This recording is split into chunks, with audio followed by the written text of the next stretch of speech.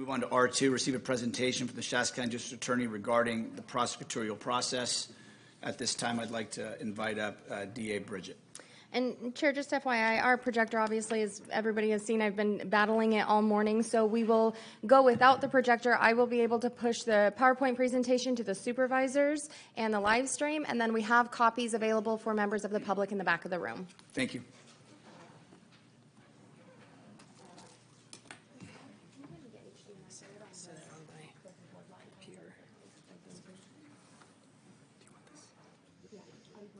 Is that what I'm going to be using? Is pushing this to go forward? Okay. Give me 1 second. As opposed to using the mouse.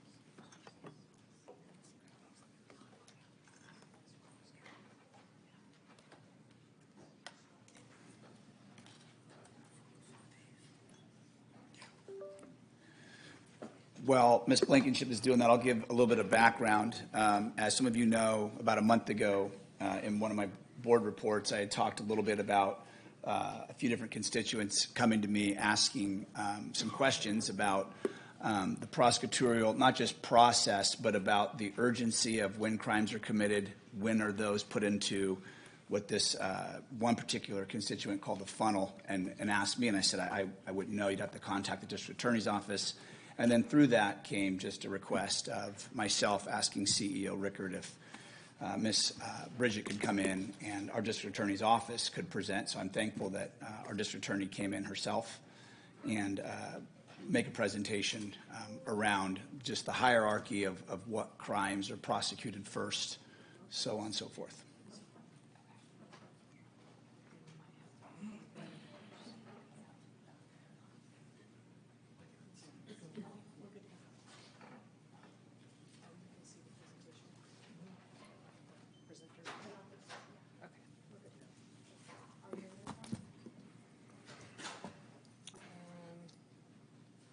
Yes.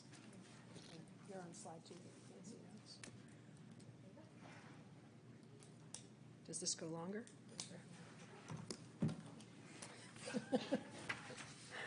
All right.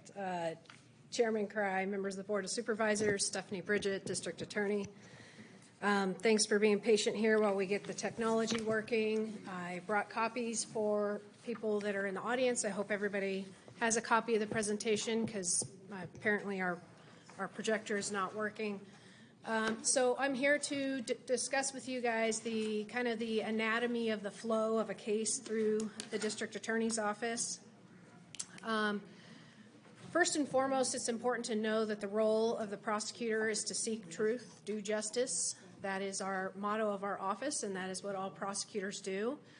Prosecutors also, they represent the people of the state of California, no matter what county we're in, not individuals. That means we represent the county as a whole. Therefore, a victim cannot call us and tell us and demand us to drop charges and us do that, nor can they call and demand that we file charges and we do that, because we are an independent body that represents all of the people in the county as well as the people of the state of California. Victims' rights as well as the accused rights must be taken into consideration. They both have constitutional rights, and both of them have to be complied with in every single case. For example, the defendant has a presumption of innocence and other rights that are guaranteed to them by the U.S. Constitution, which we must take into consideration. The victims, fortunately, in 2008, by Prop 9, did have a constitutional amendment to give them California constitutional rights that we comply with as well. So throughout the entire process of a case, we are very cognizant of making sure that we're complying with everybody's rights on behalf of everybody in the county and everybody in the state. So when it comes to the way a case flows through the office, we don't choose the cases that come to the office or when or how. In large part, that is our law enforcement partners. It is the cases that drive the order in which we file cases, and what cases even come to the office are by what our law enforcement partners investigate and send to the office. We do have an internal Bureau of Investigations that they do have certain areas that they can do the original cases, fraud cases. A lot of times those could be internal. However, 98% of all the cases that come into the office originate from outside law enforcement agencies that start and drive that process. There are two tracks that a case can take before arriving in the office, and both have a huge impact on the way a case is ultimately going to be filed as far as timing goes, and I'll explain those to you. And they fall into two specific areas. One, if there was an arrest made by law enforcement before the case comes to our office, or the second, if there was no arrest made by law enforcement before the case comes to our office. If we look first at the impact if there is an arrest by law enforcement, there are two tracks underneath that that dictate how it flows through the office. First is if law enforcement has made an arrest and they have gotten to the point where the case is at a point where it can be submitted to our office for review and filing. There is a 48-hour window that we have from the time of arrest that that person has to appear in court for what's called their first appearance, which is an arraignment. So law enforcement has to submit that as an in-custody filing, and that has to be done in sufficient time for us to get it filed to the court before that 48 hours run. That's going to be the first track. Anywhere on any given day, we get anywhere from 5 to 20 cases or more that come into us through this process, through this in-custody process. That is going to consume pretty much the entire morning for all of our filing attorneys and whoever's available to file cases, because we get that many in-custody cases, as well as our support staff that works in our intake to process those cases and get those cases over to the court. That's going to be 5 days a week based on the number of cases that we get coming into our office from our law enforcement partners. There's also, if there was an arrest, let's say an officer cited an individual and gave them a future court date. That is considered an arrest, and they have a future court date. But they're not in custody during that 48-hour period. Or if a person is arrested, they go to the jail, but there's not enough room at the jail, then there could be what's called a court cap. That means that there are certain laws in place that dictate how many people can be in our jail, and I'm sure the sheriff has talked about this many times, and how many beds have to be kept open. Those people can be court capped, and they are given a future date. Or if a person is arrested and they simply post bail, they're given a future date as well. These end up being what we call our dated cases, because they have a future court date. Now, when they are released under any of those mechanisms, they're given a future date, and it's not dictated by my office. It can be 1 week, it could be 2 months, it could be 3 months. It's determined by the jail or the officer who's doing the cite, and they're released with that future court date. And another situation would be where they just didn't feel like they had enough of the case done to submit it to us within that 48-hour period. Case isn't filed because it's not submitted to us, and they're released during that time period. So that, excuse me, is what happens if there is an arrest. The next would be the situation where the case is going to arrive at our office before an arrest happens. What we call in our office is a walk-through case. That's going to be one of the examples. That is when you have a case where law enforcement is at the point where they've made some type of a public safety assessment, and they believe based on that or other concerns or circumstances, such as flight risk of the offender or risk to the victim, that they want to go ahead and walk that case through our office before the individual is arrested. They'll work with our office. They'll come in, they'll sit down, they'll give everything to the prosecutor, who will read the entire case, get any additional follow-up that they need to have done so that we are ready to go when that file that case. The case is filed, and then the officer will walk it over to the court and get an arrest warrant right then, and go immediately out and arrest the offender and put them into custody. That way, the case is already filed before the person is arrested, and they will be arraigned in that 48-hour time period. The other track for a non-arrest case would be what we call an undated case. This is a case where something has been reported to law enforcement, and it will not be arrested, but they'll do the entire investigation. Sometimes it'll take a week, 6 months, 9 months. It's hard to say how long it will take for the end of the investigation, but when they don't go arrest the offender. They simply submit it to our office as an undated case because it doesn't have a future court date. That case is then added into our office as a case to be filed under that process. So when we look through these two different processes and the way the cases come to our office, the first cases that get filed are the walk-through cases, the cases that have that assessment by our law enforcement partners who want the case filed and the person arrested immediately. Second would be our in-custody submissions that take up, like I said, 5 days a week, every week of the year, about the entire morning of all of our filers, handling all of those in-custody cases that have been filed. After that would be a dated case where they have a future court date, and beyond that would be our undated cases. When they come into the office, we send them to the prosecutors who have the training, the expertise, the years of service, and the knowledge to properly handle them and make the filing decisions. It's broken up, the office is broken up into a variety of units. SOU, which is our homicides, that's our serious offender unit. It's going to be our people who have the most time in the office. Most of them have 20 years or close to 20 years with the office.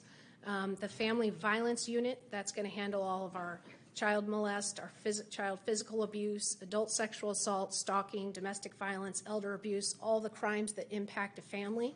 Those cases will go to that unit. Then we have a drugs unit for felony drug cases. We have felony fraud cases that go to the prosecutor who handles those. And then all other felonies go to our general felony team and our general felony filing deputy. And that's going to be everything from attempted murder to car theft and everything in between that doesn't fall into a specialized unit. And then finally, we have our misdemeanor unit that has DUI, domestic violence, misdemeanor level sexual assault cases, drug possession, and just a whole host of variety of misdemeanor cases. Factors impacting timing of filing. For everyone to know, if we are fully staffed, we have 28 attorneys working in the office. That includes myself and my two chief deputies. But right now, we have the functional equivalent of 20 attorneys working in the office. We have we have vacancies. We have people who are on long-term leave without any date of return.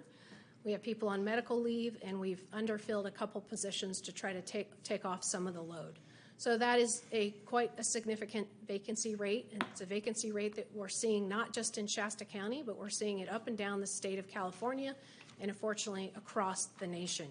I did hand out there was available for the audience and for the supervisors a nationwide study that was done that addresses this, and it's a really good read. It goes into what's happening not only in California but across the nation, and unfortunately in prosecutors' offices with the way things are. I know when I first applied 22 years ago, there was over 100 applicants.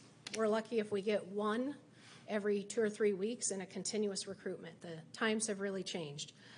So if you look at in 2023, we had 10,587 cases submitted to our office. And if you just do the math with 20 prosecutors, it's about 500 cases that each prosecutor has to review in that year. It's a significant caseload. On top of that, they have jury trials, preliminary hearings, getting ready for cases, going out on call-outs, and a significant amount of other duties in which they are responsible on a daily basis. It can be crushing at times, and with the recruitment being what it is, which I know this board is very familiar with and has made many statements at many of the recent board meetings on how difficult it is to even recruit in county counsel's office and to get people who are attorneys in Shasta County. It is a difficult task at this time. Also, another factor impacting them is further investigation. Frequently, when cases come into the office, we've got a different kind of standards of proof that are used when a law enforcement is first looking at a case. They're really only required to submit cases if they believe with a preponderance of evidence that the person committed the crime and that there's evidence that supports it. We work with them to make sure we get above and beyond that, because a prosecutor's burden of proof is beyond a reasonable doubt. So frequently cases come into us, and not only do we have to review them the first time, but we're sending them out for further investigation, further interviews. We're doing that either with our local law enforcement agencies, or we are doing that with our internal Bureau of Investigations, who is doing that as well. Another impact would be testing and experts. We're constantly waiting for reports to come back from the Department of Justice, whether it be a test for a controlled substance or whatever it may be, or if we are needing to hire an expert, in which that can handle at any level from misdemeanor all the way up to felony cases. There's requirements of, or the need to have certain experts retained and advised with prior to filing. Technology, unfortunately, I think as we see today without a projector, can be good when it works and not so good when it doesn't. And over the last 5 years, while everyone here in our local criminal law system have been working very closely together to try to get to paperless systems that are all integrated, it's not been without its challenges. For those, some of you who know, probably Rick Mary knows, we used to be on a system that was 40 years old, but everyone was connected. Law enforcement, courts, our office, we were all connected. It was all pretty streamless, even though it was a very old system. But we were getting cases submitted to us in paper, in paper format, and there was a lot of issues that were happening. So we all started to go paperless. In 2019, our law enforcement partners got a case management system called Spillman, but they got that without an interface to the DA's office, meaning they don't talk to each other. So even though they go paperless, we're not. We're pulling all of our cases manually off of their new system and then having to manually update them into our old system at that time, which begins to slow down the process. In November of 2021, we were lucky enough to go live with our new program, eProsecutor. It's a great program. We're still continuing to work out the bugs in it, but we're very happy with it. But we have a basement full of physical files that we're trying to scan and get the time and resources to do that so that we can be fully paperless, which will definitely speed up the system once that is all done. However, we're still pulling files manually at this time from the Spillman and updating them and manually entering them into our new our case management system. In April of 2022, the courts went live with their system of Tyler Odyssey. They did that without an interface to the DA's office. That is still being worked on, trying to go live with an interface so that when we file a case, our systems talk. They don't talk. They talked before when we had our old system. They don't now.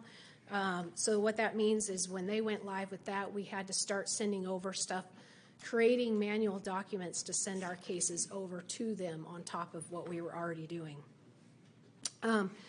Next would be in November of 2022, Spillman interface. We got it. That's now we've got our law enforcement can manually push cases over to us. That creates that, which we think is a good thing, and it is ultimately in the long run. However, from the time they went live in 2019 up until they had the interface in 2022, they had a huge backlog of cases. So when it went live on November of 2022, within 2 weeks, we received 5,716 cases that just came through that portal, all within 2 weeks. That is, when you look at the numbers I gave you earlier of 10,000, a little over 10,000 cases last year, that's getting half a year's worth of case in 2 weeks. And ultimately, it meant that for 2022, we received well over 14,000 cases for filing, with still the same issues that we have in the office with the amount of people and staffing that we have. Next would be in May of 2023, Our law enforcement partners, being unhappy with Spillman, went to a new system, so that cut the interfaces that we had. They got a new system called Premier One. Premier One, they went live again without an interface to the DA's office. So now what this means is we are back to them walking paper cases to our office and us having to manually take all of that data and copy it from one into our system, scan it, upload it into our system, and still create those manual documents for the court. And this is a matter of months after getting those additional 5,000 cases handed down to us. I've talked a little bit about attorney staffing, but clerical staffing is no different. They, with low staffing rates and turnovers, it can make it very difficult to go through that type of a backlog, especially when these are people that, in nowadays economy, they don't make a lot of money, and they haven't been given the raises or the promotional opportunities available to them that I know I have advocated for on their behalf. And if you look at what they make right now, most of them make less than McDonald's employees. It's really sad. They do such a hard job and such amazing work for the office that they deserve to have more promotional opportunities, which would help with the turnover and make the whole system run much better. We can't make the cases, can't make it work if we don't have the support staff. What we have coming in the future, I put to be determined in 2024. Sometime soon is the hope that there is going to be an interface created with the new system with Premier One. But I have to tell you, I've already been told by our law enforcement partners that they're up to $2,000 to $3,000 case backlog that is sitting in their system that will come over to us in a weekend or in a couple of days. And that is just the way this has worked. They don't want to do that. We do work very well together, but it's the product of the issues that have been happening over the last several years as we've all moved towards a paperless and integrated system. Unfortunately, there have been a lot of hurdles, but I can tell you that everybody in my office, from support staff to attorneys, advocates, our IT department, our Bureau of Investigations are working very hard to keep up with this, what can only be considered a tidal waves of cases that keep coming.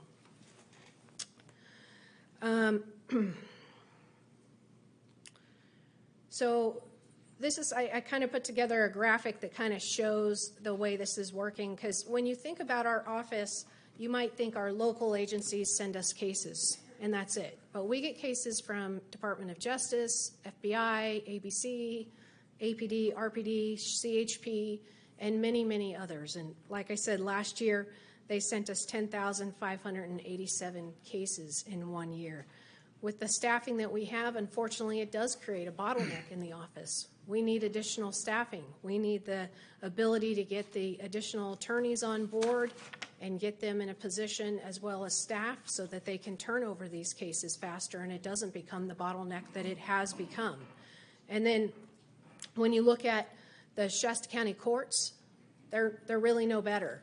They've got, there's been a statewide judicial council survey that was done for all the counties many years ago that says Shasta County needs 2 to 3 more judges just to hold the capacity of cases that we continue to have. Just like we need a bigger jail because of our capacity, we need more prosecutors, and we need more judges.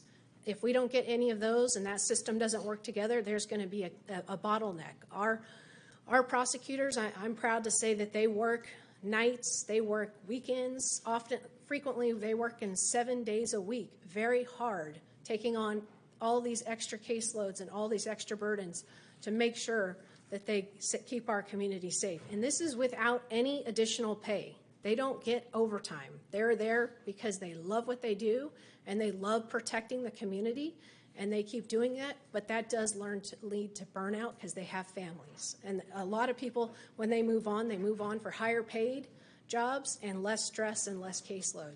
And we can't continue to do that to our prosecutors or our support staff. Our support staff works overtime and weekends all the time as well. just to keep up. It's very hard to even get ahead in the system the way it's been. But I would like to highlight, despite that, there's a lot of good work that's happening in the DA's office and a lot of accomplishments that I'm very proud of. Just to look at a few, last year we did file 9,915 cases.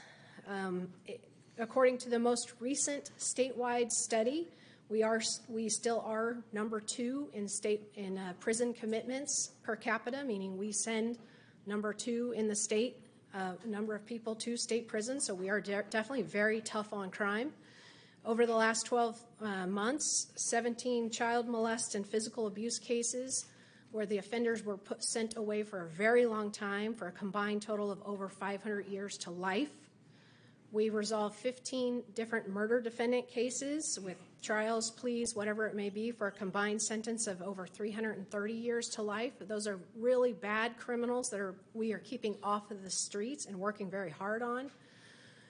We handled over 330 post-conviction cases. These are with all the changes in the law since starting in 2011, really, with AB 109, and pretty much every year since then has just added continued unfunded mandates upon our office of more and more work that it has given us. So practically every person that goes off to state prison now has some avenue or some path to fight their prison commitment to get out early. And we had to take a prosecutor away from our staff of trial team and put them 100% onto post-conviction just to keep those murderers and rapists and child molesters and strikers and all the other people that are in prison, to keep them in prison. And just last year, 330 of those cases were handled, again, completely in unfunded mandates by the state, but we're doing that work. And last year, we served 3,972 crime victims through our Crime Victims Assistance Unit. Talking about our Crime Victim Assistance Center, they provide assistance to victims regardless of whether a case is prosecuted. Maybe it's a case we can't prove, but we know it happened. They're still going to provide services to them. They are an advocate to kind of guide the victim through the process so they know their rights, so they have support, so they have all the services that they need throughout the entire process. They do work very closely with our attorneys, with the prosecutors. They meet with them so that they can answer their questions, let them know what their rights are, what they can do, what they can't do, because a lot of times they're confused. They say, I want to go scream to everybody about what happened, or I want to go to the media. We make sure we tell them they have a constitutional right to do whatever they want. If they want to go to the media, whatever they want to say about the case, it is 100% up to them. But we do let people know that there are limits to constitutional rights. You can't go threaten, you can't go hurt people, and just to be mindful of that, and that at any point, anyone who's involved in a case should know, whether they're a victim or a witness, anything that they say, anything that they do can impact a case. They can be asked about it when they're in court. It can be used in motions. It can be used throughout the entire process. So we want to make sure we leave them with the understanding that what we want for them is to tell the truth, to be honest, to be accurate, and to be complete. And that is our main thing that we want to advise anyone who is a victim or a witness of crime, if they want to know what their rights are and what they can and can't do. There are a lot of public resources available. For example, I mentioned Tyler Odyssey with the courts earlier. You can get on there and look up a court's when a court date is, if you're particularly interested in any individual case. It's an open courtroom. Please come and watch those.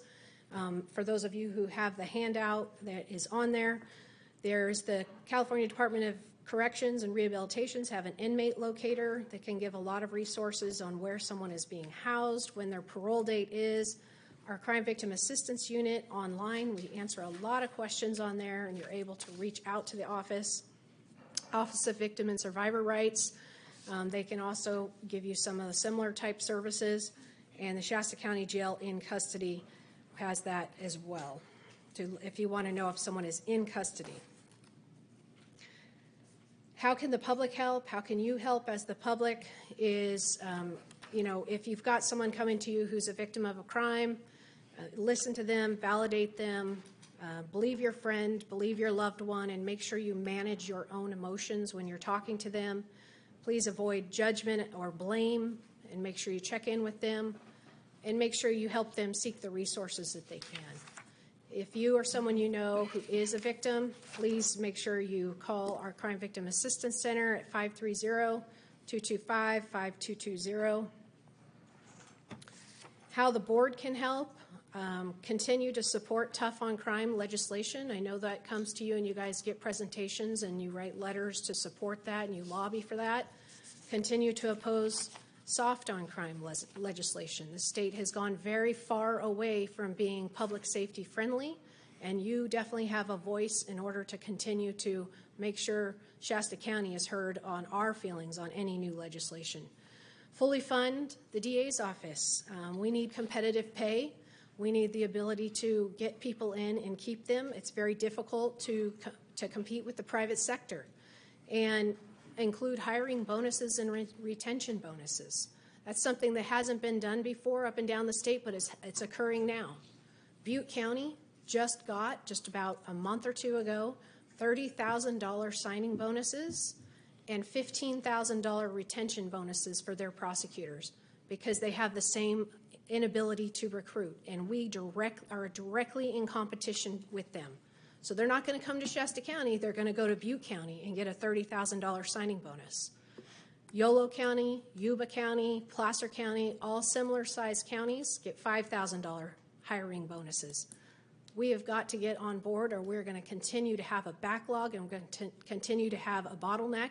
And when that happens, not only do victims, witnesses, and suspects start to have their cases impacted, but it impacts an entire community, and Shasta County is better than that. We believe in public safety, and we need to support and fully fund our public safety at all stops in the road in order for it to be effective. In closing, I just want to one more time thank the staff in my office that do so much with so little, from the prosecutors, the support staff, the crime victim assistance advocates, and everyone that works in that unit, our people who do all of our information technology and keep our computers going and help us in court, and our Bureau of Investigations. This presentation didn't lend a lot for us to talk about the great things they do, but they do a lot of great work, and I'm very appreciative to them as well. So with that, I will take any questions that the board may have.